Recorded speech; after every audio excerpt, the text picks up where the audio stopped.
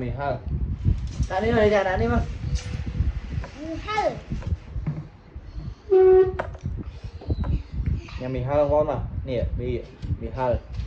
mì hơ cầm rập nè pi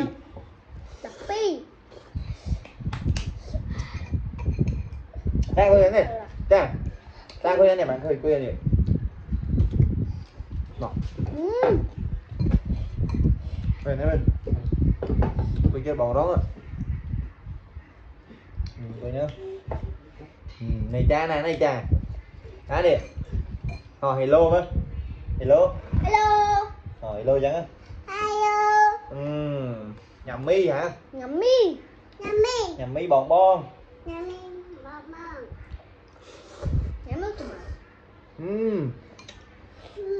này nhá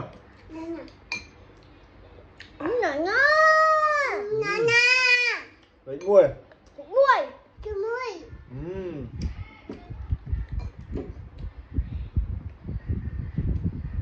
Cho mặn hào rất cho mặn hết đó. Cho mặn hết đó. Ôi cha nó ngồi ở bòn. Mấy nào? Ở nhà bà kia đó. Nhà mắt. Cái màu. Nhà bà kia đó. Phải việc phải dùng ruộng rồi. Nè ôn. Cái một té vào rồi nè. Ôn giờ luộc ăn đi hết. Đây nè. Cùng đây nè. Đây là hào lắm. Màu.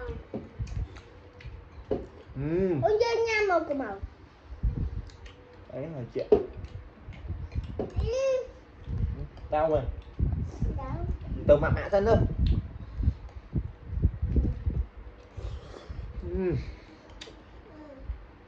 Ôi nguy hiểm. Đừng thư luôn ai một tình mi là một tao bay bom para máu hay dùng tình thật tập pi bom đó ở tầm màn bom kèm bom nhưng ai bàn bị hơn cha nào rồi hiện bị hơi lượng tình đâu ngon quá mình chanh gì lụa má này rồi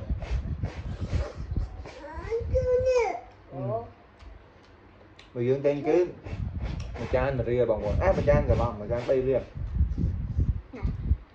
tay bây giờ thư luôn ai nhớ bây giờ mi mà cho bay bom para máu hayพัน pi bom máu khảo phèn bom phèn đây hộp mà chanh mà không có bị hot đấy bây giờ hồi tính kia món là sao phải em đó hộp mà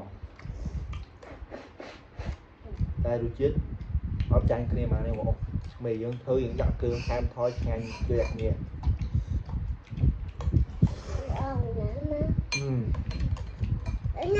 nhom bàn tay nhom tên đặt tôi đặt đi